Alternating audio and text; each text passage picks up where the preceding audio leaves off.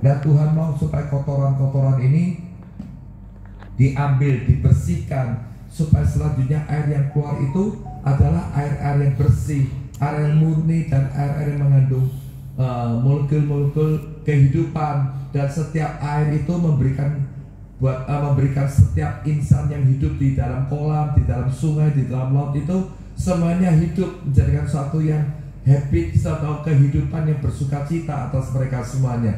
Dan saya percaya kalau ini terjadi, Tuhan akan luar biasa sekali. Kita akan hidup penuh dengan kemerdekaan, kita akan hidup penuh dengan sukacita. Dan saya himbau, Tuhan sampaikan supaya hati kita jangan punya hati yang beku. Ya, hati kita jangan beku. Kita harus cair hati kita supaya air ini mengalir. Air ini mengalir.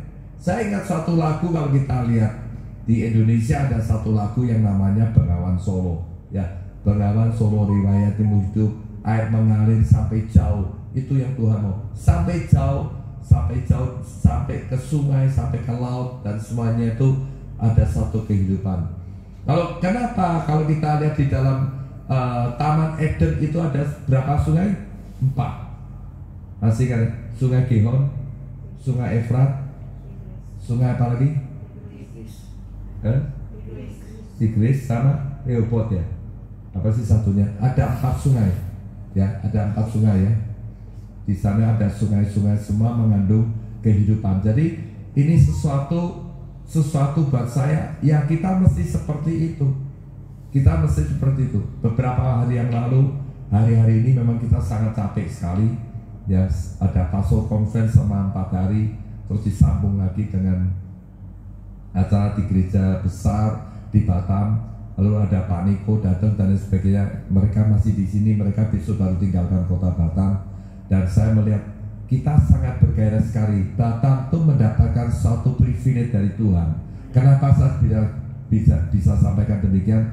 Kenapa konferensi Menara Doa, Pastor Conference itu diadakan di kota Batam? Beberapa kesaksian daripada mereka mestinya sudah mau jatuh ke tempat orang lain, tapi orang lain itu tidak merespon. Bahkan dia menanyakan, ini dari kelompok mana, ini gerejanya mana, apakah cocok dengan kita atau tidak, dan lain sebagainya. Buat saya, kalau api dari Allah, apa yang Tuhan berikan buat kita, semua adalah cocok. Semua adalah cocok. Ya, tidak ada sesuatu yang tidak cocok. Biasanya setiap manusia mengotak-ngotak dirinya sendiri, menganggap aku lebih baik daripada orang yang lain, dan aku lebih unggul daripada orang yang lain, dan banyak hal yang kita lakukan seperti itu. Sesungguhnya kita semua adalah satu keluarga. Kalau orang Chinese sebutkan adalah woman tajia seijian. Dalam satu keluarga itu yang Tuhan sebutkan, kita berkelompok menjadikan satu keunitian. Dalam satu keunitian ada satu kekuatan yang besar. Maka saya melihat kira-kira berapa minggu yang lalu, kita ada orang-orang Chinese mengadakan mungkin yaitu apa ya, bahasa Inggrisnya Tongjubia, bahasa Inggrisnya apa saya ngerti. Kenapa mungkin? Kenapa selalu artikan bulat?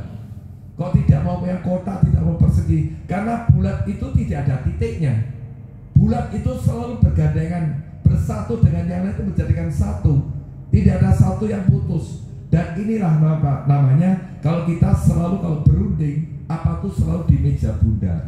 Ya, kenapa ada meja bundar disebutkan? Meja bundar itu bicara soal satu keunitian, satu kesatuan, satu tradisi. Kalau saya lihat, memang kalau orang Chinese punya tradisi selalu dengan meja bundar itu.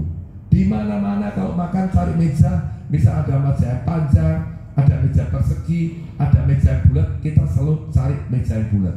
Tidak mau cari yang kotak-kotak itu nggak mau. Karena kalau persegi itu ada ujungnya, tapi kalau meja bulat tidak ada ujungnya. Termasuk menara doa ini. Menara doa ini didesain oleh Tuhan dalam bentuk yang bulat. Saya juga nggak ngerti kenapa Tuhan bentuknya kayak seperti ini. Karena apa? Ada satu keunitian. Kalau kita di dalam menara doa ini duduknya kan nggak ada yang tidak membentuk lingkaran. Semua membentuk lingkaran. Ada satu keunitian, ada satu kesatuan. Ini Tuhan yang mau. Maka saya bilang, setiap kehidupan, setiap keluarga itu harus unity, harus jadi satu. Tidak boleh ada satu dengan yang lain tuh. Ya kalau kita dalam rumah tangga tuh kadang-kadang ada selisih paham suami dengan istri itu sudah umum, sudah biasa. Tapi kalau kita ada selisih antara suami dengan istri, usahakan supaya anak itu tidak dengar. Jangan kita berantem di depannya anak. Itu menjadikan satu contoh yang tidak baik. Kalau kita lagi ribut dengan suami, dengan istri, pergi ke tempat lain. Kalau perlu, ayo kita pergi keluar, naik mobil atau naik sepeda motor, tempat satu yang sepi, kita ngobrol. Nggak apa-apa, balik lagi boncengan misalkan. Tempat yang sepi, tempat yang remang-remang, ayo kita ngomong, kita sharing. Ya setelah sharing selesai, setelah undang-undangnya sama dikeluarkan, suami mengeluarkan undang-undang kepada istri dan istri mengeluarkan undang-undang kepada suami, sudah selesai, pulang rumah harus selesai. Jangan dibawa-bawa lagi. Saya tuh terus terang, saya nggak ngerti ke 12 ini. Saya nggak tahu dulu kami di dalam keluarga kami mengalami satu keluarga yang broken benar-benar. Setiap kali orang tua kami kalau berantem tidak utuh, ada kaca pecah, ada piring terbang, ada segala macam. Tapi saya punya komitmen dengan kakak saya bilang kita nanti kalau kita sudah tua, kalau kita sudah dewasa, kalau kita sudah married, jangan seperti ini. Tiba-tiba Tuhan ingatkan kita seperti itu, dan akhirnya kita tidak lakukan. Sampai dengan hari ini pun, kalau saya ada selisih paham dengan istri saya pergi keluar bersama-sama di mobil, kita mau bantah-bantahan, kita mau ngotot, mau teriak, mau apa, silakan. Tapi kalau pulang ke rumah, jangan terus yang satu tidurnya ke kanan, yang satu ke kiri. Jangan terus satu suaminya di dalam kamar, istrinya di tempat kamar yang lain, atau sebaliknya dan sebagainya. Jangan. Karena ini memberikan contoh yang tidak baik. Jangan, sekarang ini sudah sangat cepat sekali. Anak-anak menerima dengan cara pengajaran cepat sekali.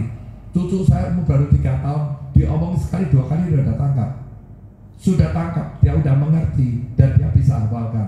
Bahkan kalau kita ajak dia pergi ke gereja, sekali dengarkan lagu, dia bisa ikut nadanya loh. Nadanya dia bisa ikut, ketukannya dia bisa ikut. Dan ini luar biasa sekali. Oleh karena itu, sekarang ini kita perlu hati-hati. Iblis itu menyerang sekarang tuh lewat keluarga. Kita nggak pernah tahu iblis tuh hebat loh. Hebatnya dia apa? Masuknya tuh pelan-pelan, bukan sekaligus begitu, enggak. Peperangan kita enggak face to face dengan iblis sekarang. Tidak. Peperangan kita tuh, kita sepertinya nggak ada apa-apanya, tapi iblis masuk ke tempat kita lewat belakang, nggak face to face lagi. Dia lewat belakang kita, lewat mana? Lewat keluarga, lewat bisnis kita, lewat pergaulan kita, dan lain sebagainya. Maka saya bilang, saya selalu sampaikan, kalau kita ketemu dengan teman yang sukanya ngomongin orang lain, lebih baik diganti acaranya. Maksudnya gini ya, kalau dia ngomong bla bla bla bla, kita makan, kita dibelokkan omongan itu supaya tidak terjadi selanjutnya. Jangan terus kalau dia ngomong apa, kita tambah terus, ya kita termasuk terjerumus ke sana. Ini cara-cara iblis untuk menjelek-jelekan saudara-saudara kita satu dengan yang lain. Hal ini sangat-sangat memprihatinkan dan ini sangat-sangat bahaya. Saya jujur ngomong, bukan berarti orang tidak punya luka satu dengan yang lain, pasti ada. Ya, gembala A dengan gembala B. Jangankan gembala A dengan gembala B sekarang, zaman dulu ada, masih ada kok. Zamannya Abraham dengan siapa? Gembalanya itu dua. Yang satu kalau nggak salah, Lot. Nah, Lot dengan Abraham. Ya toh, dua-duanya gembala. Ya, yang satu kambing dombanya diberkati, yang satu mungkin juga diberkati sampai tempatnya nggak cukup. Akhirnya mereka berantem gara-gara mungkin dombanya yang satu lari ke kanan, satu ke kiri dan lain sebagainya. Akhirnya singkat cerita, akhirnya Abraham menawarkan diri. Daripada lu sama gua berantem terus, ayo kita lihat. Kamu pilih mana? Pilih lahan yang mana? Kalau kamu pilihan yang sana, kamu pergi sana bawa domba-domba, aku bawa ke tempat ini. Zaman dulu sudah ada gembalanya berantem. Zaman sekarang ini gembala juga banyak berantem, terus terang aja. Banyak berantem satu dengan yang lain, banyak yang tidak ngomong, satu yang lain merasakan iri hati dan sebagainya. Ini perlu kita koreksi. Hati kita perlu perbarui dan terus. Ya puji Tuhan karena kita menara doa, jadi kita tidak ada gembala. Yang ada gembala-gembala kumpul di tempat ini. Semacam kemarin pastor conference itu kan gembala-gembala semuanya dikumpulkan bersama-sama dalam keunitian. Ya kita harapkan Pastor konven itu membawa berkat buat para gembala supaya bisa unity, menjadikan satu. Ya, saya percaya bahwa ini kegerakan sekarang itu seperti itu.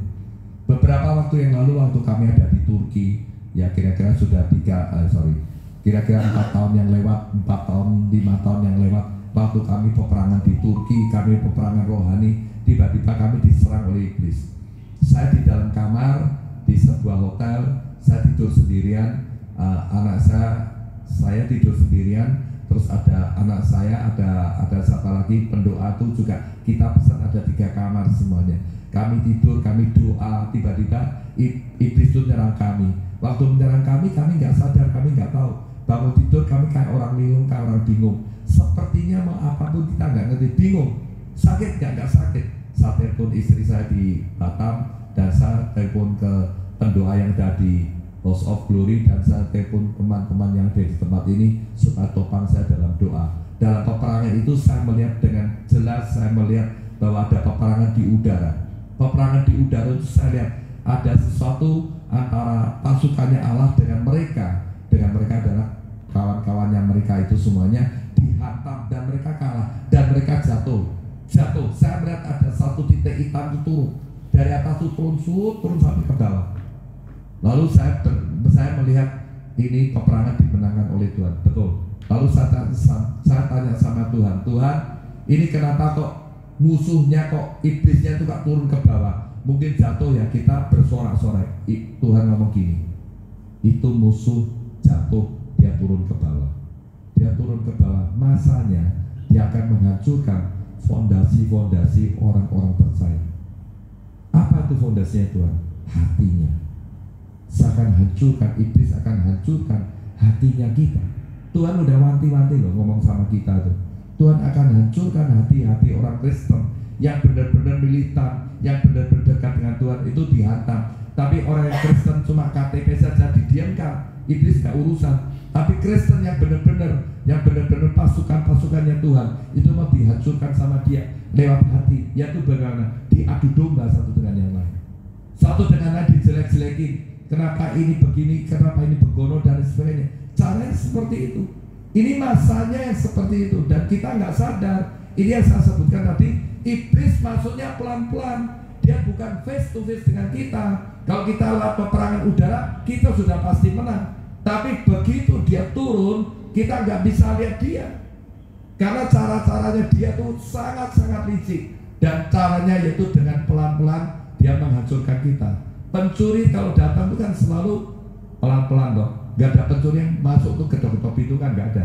Gak ada pencuri yang pintunya digelek-gelek gini kan gak ada. Selalu dia datangnya dengan pelan. Dengan pelan, dia lewat jendela atau dia lewat pintu dan sebagainya. Dengan cara pelan itulah tiba-tiba pencuri itu sudah masuk dalam rumah kita. Kita nggak sadar, terus kita disandra oleh mereka.